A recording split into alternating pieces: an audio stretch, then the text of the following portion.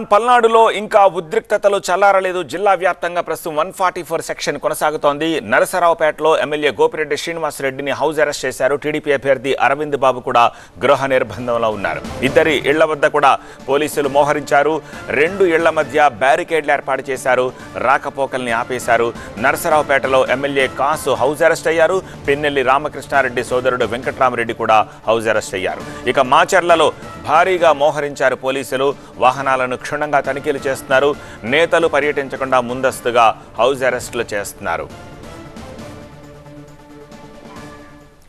పల్నాడులో ఉద్రిక్త పరిస్థితులు కొనసాగుతున్నాయి. జిల్లా వ్యాప్తంగా 144 సెక్షన్ విధించారు పోలీసులు. టీడీపీ వైసీపీ మధ్య గొడవలు మరింత పెరిగే ప్రమాదం ఉన్న నేపథ్యంలో పోలీసులు ముందస్తు చర్యలు తీసుకుంటున్నారు. మాచర్ల పట్టణాన్ని పూర్తిగా తమ ఆధీనంలోకి తీసుకున్నారు పోలీసులు.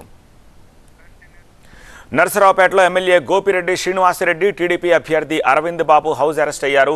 ఐవీఎఫ్ ఒక అధునాతన సంతానోత్పత్తి చికిత్స. అనేక దంపతులకు తల్లిదండ్రులు కావాలనే వారి కలను నెరవేర్చుకోవడానికి సహాయపడుతుంది. ఈ రోజే ఓఎస్ఎస్ ఫర్టిలిటీని సందర్శించండి. ఇద్దరి ఇళ్ల దగ్గర పోలీసులను ఉంచారు. అలాగే బ్యారికేడ్లు కూడా ఏర్పాటు చేశారు. ఎమ్మెల్యే పిన్నెల్లి రామకృష్ణారెడ్డి సోదరుడు వెంకట్రామరెడ్డిని హౌస్ అరెస్ట్ చేశారు. పట్టణంలోకి వచ్చే వాహనాలను క్షుణ్ణంగా తనిఖీ చేస్తున్నారు. పలు చోట్ల బ్యారికేడ్లు ఏర్పాటు చేసి ప్రతి ఒక్కరిని తనిఖీ చేశాకే వదులుతున్నారు. మరోవైపు నరసరావుపేటలో ఎమ్మెల్యే కాసు మహేష్ రెడ్డిని హౌస్ అరెస్ట్ చేశారు పోలీసులు. ఎన్నికలు జరిగిన రోజు నుంచే అల్లర్లు చెలరేగాయి. దీంతో సాధారణ పరిస్థితులు తీసుకొచ్చే ప్రయత్నాల్లో ఉన్నారు పోలీసులు. నిన్న రాత్రి మాచవరం మండలంలో వైసీపీ కార్యకర్తలపై ప్రత్యర్థి వర్గం దాడికి దిగింది. 2 పార్టీల మధ్య వార్ నడుస్తోంది. నిన్న తంగెడలో బాధితులను పరామర్శించారు టీడీపీ నేత ఎరపతినేని.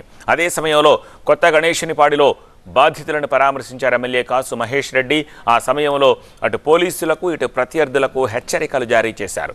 నేతల పర్యటనలతోటి మరింత ఉద్రిక్త పరిస్థితులు తలెత్తుతూ ఉండడంతో ముందస్తుగా హౌస్ అరెస్టులు చేస్తున్నారు పోలీసులు. పలు చోట్ల కేంద్ర బలగాలు మోహరించారు.